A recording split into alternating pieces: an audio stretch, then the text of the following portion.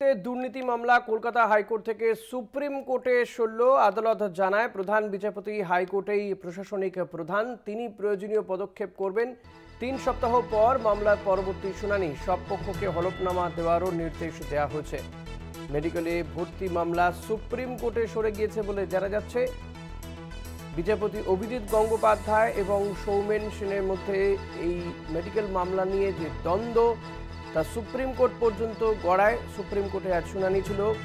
প্রধান বিচারপতির নেতৃত্বে 5 সদস্যের যে সাংবিধানিক বেঞ্চ ছিল এবং সেই বেঞ্চে 5 সদস্যের বেঞ্চেই আজকে এই মামলা নিয়ে শুনানি হয়। যদিও কলকাতা হাইকোর্টে যুযুধান 2 বিচারপতি বিষয়ে সুপ্রিম কোর্ট সেভাবে কোনো মন্তব্য করতে চায়নি, তবে সুপ্রিম কোর্টের পর্যবেক্ষণের ক্ষেত্রে যা হচ্ছে তা ভালো হচ্ছে না এবং এই মেডিকেল মামলাটাই সরিয়ে নিয়ে যাওয়া হলো সুপ্রিম কোর্টে। ফলত কারো হাতেই এই না হাইকোর্টের না সিঙ্গেল বেঞ্চ না ডিভিশন বেঞ্চ, কারো হাতেই কিন্তু এই মেডিকেল মামলা থাকলো না।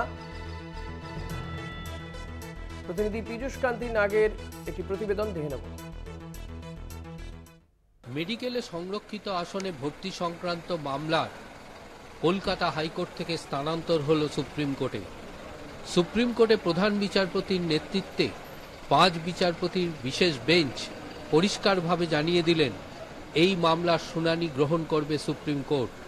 ফলে বিচারপতি অভিজিৎ গঙ্গোপাধ্যায় ও বিচারপতি সৌমেন সেনের ডিভিশন বেঞ্চে যে মামলা বিচারাধীন অবস্থায় রয়েছে তা কিন্তু এবার সরাসরি বিচার পর্ব চলবে সুপ্রিম কোর্টে। এদিন মামলার শুনানি চলাকালীন রাজ্যের আইনজীবী কপিল সিব্বাল আদালতের কাছে বারবার দাবি করেন যে এই ধরনের নতুন কোনো মামলা দায়ের হলে তা কিন্তু বিচারপতি অভিজিৎ গঙ্গোপাধ্যায়ের এজলাসেই শুনানি হবে এবং শুনানি চলাকালীন তিনি নতুন মামলার ক্ষেত্রে একইভাবে নির্দেশিকা জারি করতে পারেন, সেই আশঙ্কা করছে রাজ্যের আইনজীবী। পাশাপাশি অভিষেক বন্দ্যোপাধ্যায়ের আইনজীবী মনু সিংভি আদালতের কাছে দাবি করেন যে বিভিন্ন মামলার শুনানি চলাকালীন বিচারপতি অভিজিৎ গঙ্গোপাধ্যায় অভিষেক বন্দ্যোপাধ্যায় সম্পর্কে বিভিন্ন মন্তব্য করে থাকেন। ফলে এই 2 আইনজীবীর এই সওয়ালের প্রেক্ষিতে আইনজ্ঞ মহল মনে করছে যে তারা বিচারপতি অভিজিৎ গঙ্গোপাধ্যায়ের এজলাস থেকে এই মামলা সরাতে চান। এই প্রেক্ষিতে বিচারপতি চন্দ্রচূড় পরিষ্কার জানিয়ে দেন যে কলকাতা হাইকোর্টের কোন বিষয়ে কোন বিচারপতি মামলা শুনবেন তা নির্ধারণ করেন প্রধান বিচারপতি।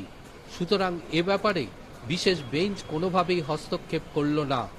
তবে সামগ্রিকভাবে বলা যেতে পারে কলকাতা হাইকোর্ট থেকে সরাসরি বিচার্য বিষয়ের মামলা সুপ্রিম কোর্ট হস্তক্ষেপ করায় এবং সরাসরি সুপ্রিম কোর্টের চলে যাওয়ায় একটা নিদর্শন সৃষ্টি হল কলকাতা হাইকোর্টের এই বিচার পর্ব নিয়ে। কলকাতা হাইকোর্ট থেকে ক্যামেরায় দিলীপ রায়ের সঙ্গে পীযূষ কান্তি নাগ, কলকাতা টিভি।